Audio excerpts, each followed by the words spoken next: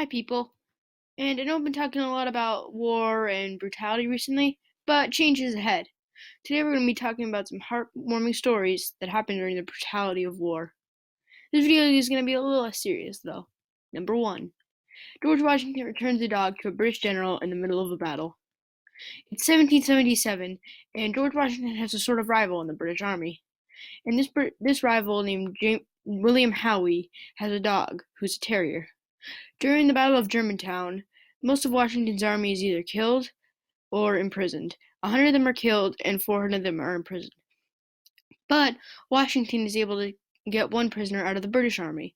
It's General Howe's dog. General Howe is really scared because he thinks the barbaric Americans are, killing his dog. But he finds his dog, who wandered out of the woods with a note on him 2 days later.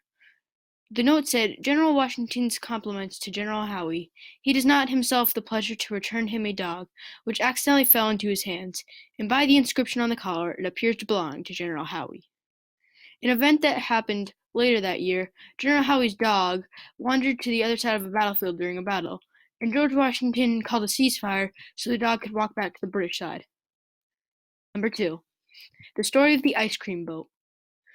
During the Pacific Theater during 1945, there were three problems: the heat, the low morale, and the death. And Secretary of the Navy at the time, James Forrestal, believes that he can fix two of those problems with ice cream.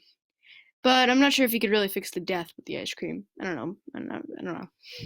He's given $1 million to make a sort of ice cream barge of sorts. And here's some pictures of some soldiers using it. They just, go on the ship, get some ice cream when they served. It was so successful in boosting morale that more of them were made, and a sort of ice cream fleet was made. But not too long after that, the Japanese surrendered, and that's about it. They were not used anymore. Number 3, the final. The candy bombings of Berlin. When Germany was in 4 occupation zones and Berlin was in the same, this story really starts in West Berlin, actually.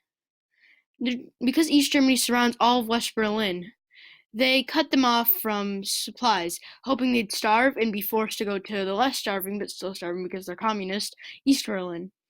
The Allies were not having it and began bombing food on the people of West Berlin.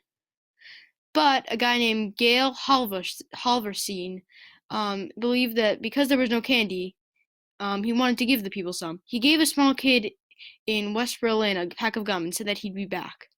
And then he got his plane and began bombing chocolate on the people.